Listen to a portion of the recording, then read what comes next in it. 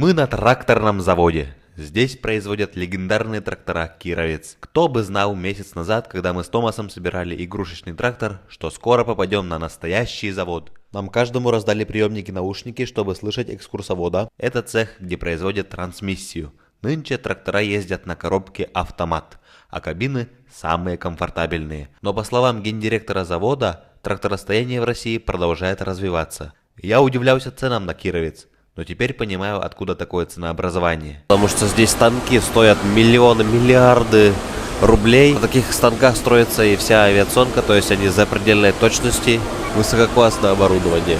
А здесь самое интересное. Сотни тысяч отдельных деталей становятся единым целым. На выходе готовые тракторы испытывают, потом меняют колеса и везут на продажу по всей России. На завод 200 гектаров земли занимает, и первый трактор 100 лет назад был произведен именно здесь. Давным-давно завод этот назывался Путиловский завод или Красный Путиловец. Основан он в 1801 году, то есть ему 224 года. Когда-то это был чугунолитейный завод. Потом здесь производили станки, артиллерийские снаряды, инструментальную сталь. Смотрите, на кого надо равняться.